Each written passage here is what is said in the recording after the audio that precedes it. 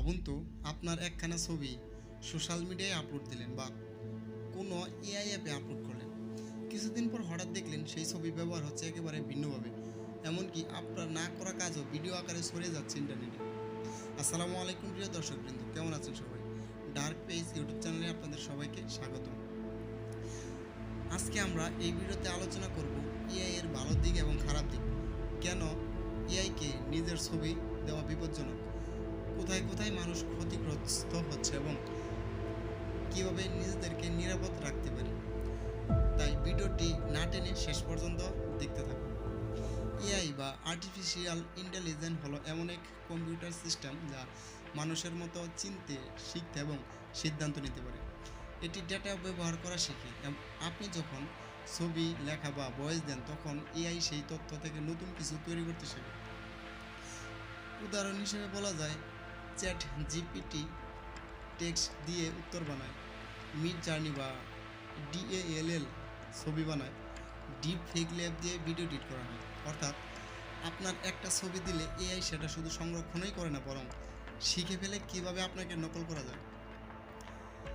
এখন আসল প্রশ্ন হলো, এআইকে ছবি দিলে ক্ষতি কোথায়?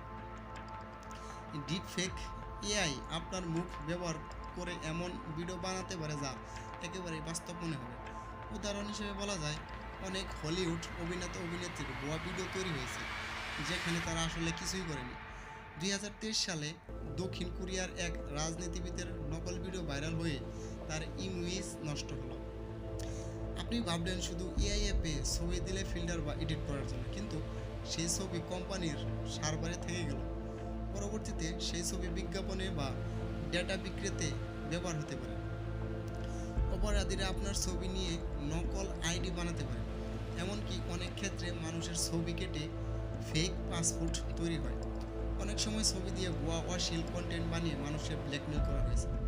2024 সালে ইউরোপে হাজারে হাজারে কিশোরী মেয়ের ছবি ব্যবহার করে ডিপ ফেক পর্ন বানিয়ে চাঁদাবাজি করা হয়েছে।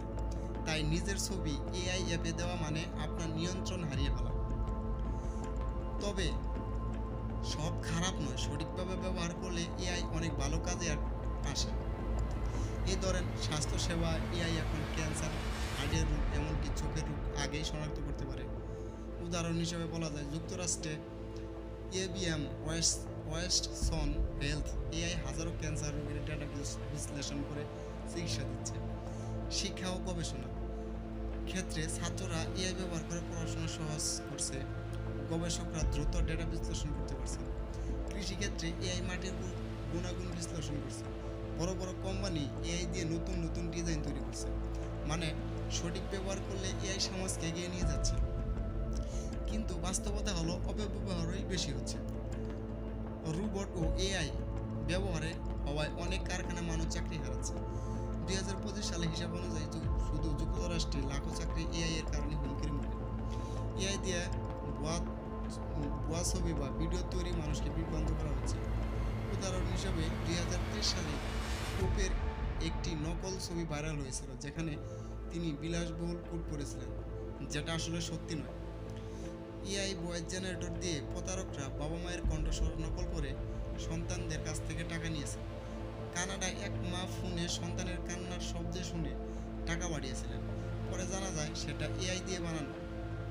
এখন প্রশ্ন, আমরা কি করব? অপরিচিত এআই অ্যাপে ছবি আপলোড করবেন না। সোশ্যাল মিডিয়ায় নিজের ব্যক্তিগত ছবি শেয়ার করার সময় ভেবে দেখুন। তথ্য যাচাই করে শেয়ার করুন। ভুয়া নিউজ বা ডিপফেক ছড়াবেন না। এআই ব্যবহার করুন শেখা, কাজ, গবেষণা এবং উপকারের কাজে। প্রিয় দর্শকবৃন্দ, এআই একদিকে আমাদের জন্য আশীর্বাদ, অন্যদিকে অভিশাপ। আমরা যদি সচেতন না হই, তাহলে একদিন নিজের ছবি আমাদের বিরুদ্ধে ব্যবহার হতে পারে।